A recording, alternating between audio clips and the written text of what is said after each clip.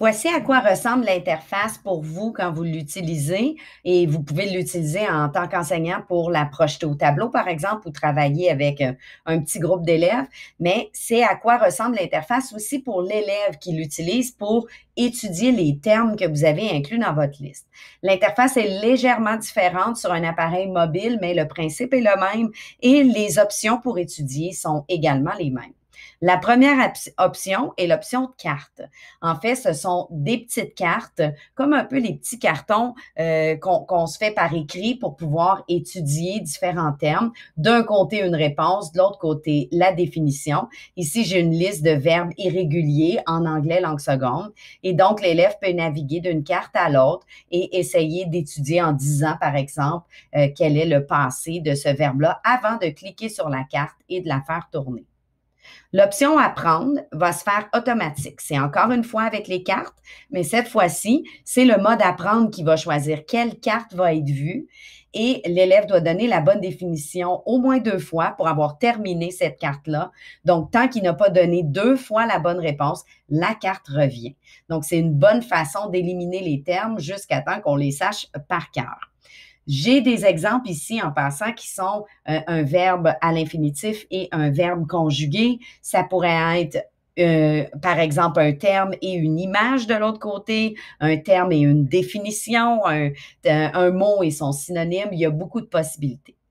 L'option écrire va créer un espèce de petit quiz avec les mots et l'élève va devoir taper la réponse et cliquer sur répondre lorsqu'il est prêt. Il peut aussi taper je ne sais pas. Les réponses vont donc tomber dans incorrect ou correct et donc nous donne un petit score, donc une petite façon de s'auto-questionner pour voir si on se rappelle des termes.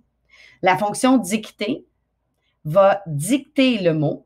Et donc, l'élève n'a simplement qu'à cliquer sur le petit haut-parleur. Il va entendre le mot et il doit taper le mot qu'il voit.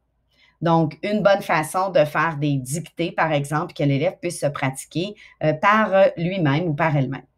Finalement, l'option test va choisir au travers des termes un certain nombre de termes, donc aléatoirement, et va créer une espèce de petit quiz. Donc ici, on me demande d'écrire la réponse. Ici, ce sont des associations. Et ici, on a des choix multiples. Il est possible en passant d'imprimer le test et donc de le donner. Donc, à partir de le donner papier. Donc, à partir d'une liste que j'ai établie, tout ça est créé. Je n'ai pas à créer le quiz lui-même. C'est l'application qui va choisir ce qu'elle veut et j'ai des options ici que je peux venir décider quel type de questions. Par exemple, je ne veux pas de vrai ou faux dans mon quiz. Je veux inclure absolument, par exemple, la définition.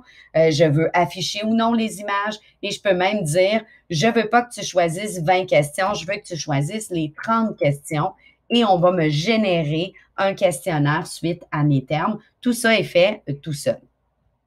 Une autre option qui est très populaire pour étudier, ce sont les options dans la section jouer. Ce sont des petits jeux. Le premier, associé, permet à l'élève de rapidement essayer de mettre ensemble. C'est vraiment simple, mais les élèves apprécient. Si on glisse, on dépose. Ce qu'ils apprécient surtout, c'est le temps. Ça devient pratiquement une compétition de temps que de le faire le plus rapidement possible et d'associer les termes.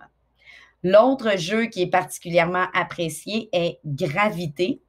Et gravité, c'est un peu la même chose. Il faut associer encore une fois les termes. On peut venir choisir le niveau de difficulté. Et lorsqu'on est prêt, on commence le jeu et le mot descend et je dois rapidement taper la réponse. Et si j'ai la bonne réponse, j'ai les points. Sinon, ben, je n'ai pas les points. Donc, assez simple comme jeu, mais particulièrement apprécié pour son petit côté ludique.